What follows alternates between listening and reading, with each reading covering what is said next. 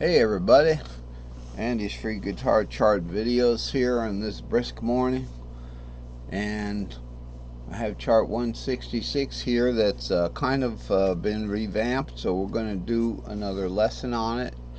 It's a review lesson, but it's really also a new lesson. What we've got is the new S5L pattern. This is the double pattern here, but this is the pattern up here, which is really great. It's a way that I think the best way to start to look at this stuff. And by the way, these patterns, I used to feel bad about telling people about patterns. And, oh wait, I changed the pattern, but I was telling them this was the only pattern they had to know, and that kind of thing. But in actuality, it doesn't matter because all of the patterns follow the same string shape. So the patterns are really just different groupings. The patterns are different groupings of strings.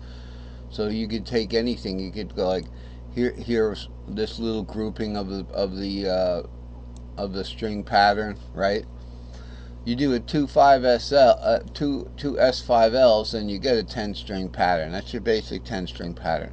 Whether you group it in S3Ls, and here's an S2L. Okay, whether you group it like that, or you group it in S4Ls, which is this one right here. Here's the S4L. The S3L is here. It's the 7 root 2 5 6. No matter how you group it, it's the same string patterns. It's the same stack of notes, stack of scale fragments to make major scales. So that we have today. And I believe this arrangement with the S5L is very valuable.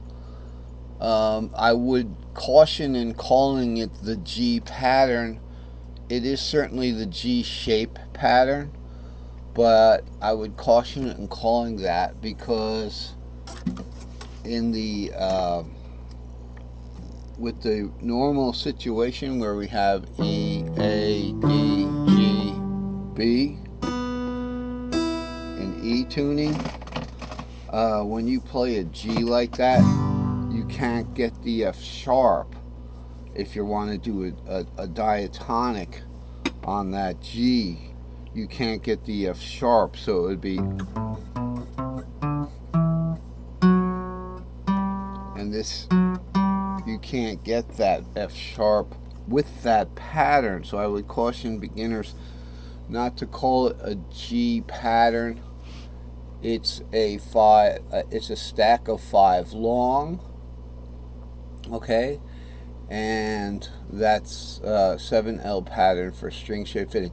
The reason why this is an easy pattern, I guess we'll jump right in, because the description of the charts isn't always that important. It hides behind the video box here, and I couldn't think of anything else I wanted to say in that in the description box. It's just a description. It's better than the file names. File names are just anything having to do with the chart. So the S5L here is the same thing we've seen before. Anybody who's been following these videos, we have the S3L here. So that's the S3L. And the S2L is 3, 4, 5, 6, 7 root, which is the bottom of a C cage. 3, 4, 5, 6, 7 root. E, F, G, A, B, C. Okay, that's what an S2L is. All right, so let's look at that. An S2L is 3, 4, 5, 6, 7 root. But look at this. In this particular pattern here, you don't see that easily. You see the 3, 4, 5 part here I think it's going to go over to a different color. We're going to want, we were drawing strings before. Okay, so you're going to see this, which is the bottom part of that S2L, and you're going to see this. This looks like mins and max terms in Boolean logic, Punnett squares they call them. When people do make these logic diagrams and try to group min terms and max terms. So that, you know, that's the bottom of an S2L and the top of an S3L. So instead of looking at it that way, I just decided to define this new pattern called the S5L. And as you can see, the S5L has 5 strings to it, and that's all the cage is 5 different shapes: C, A, G, E, and D. Okay, so those shapes are all there. They're not in order there, but there's some order to them. If you look at this, C, A, G, E, D, guess what string shapes when they're going down the strings like that? Alright, and that would be, looking at the guitar, it'd be going from the thinnest string to the thickest string is going down. Okay, so you'd be going from the C shape. Okay, and then to spell the word caged, of course, which is what we want to do, you're going to have sharing of that 5 to the 6 to the A, and then you're going to have sharing of that 6 to this, 6 to the G string. Okay, so that's going down, but then we go down again to the root. We're going to have this 7 root sharing to the E string, and with the 2 sharing to the D string. So it still spells cage, C-A-G-E-D. See, there's some kind of logic there.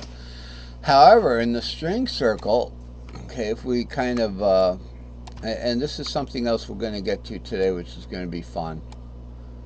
In the, how are we going to get this? I don't know. We can't seem to get this. Get the string circle here. There you go. Pretty much, pretty good. Look at this, C-A-G-E-D, and then they go down in fourths. String shapes go down in fourths. Down, here's the strings. They go down in fourths. This is the string shapes directional diagram. What are the string shapes? These are the string shapes that we were just looking at. It's just that these ones are spelled out in caged just for like, hey, this is it. You know it's cage, you trust cage. These are the cage string shapes. So when I play a C here, and this is important for people, listen up, Cody. This is what I was trying to tell you that I mixed up, and I'm sorry. I thought it was simply something I could tell easily. In the cage shapes, where you have C, A, G, E, D, E, D, you play the C. The C string shape is the bottom string at that time, and the string shape is the bottom string of each of the cage shapes. So when you play a C like that, E becomes the third of C. Okay. So it's 3, 4, 5. The A string shape, when you play an A like that, E is the 5th of A. So it's a 5, 6. It's the A string shape. You play the G shape. Okay, E, low E.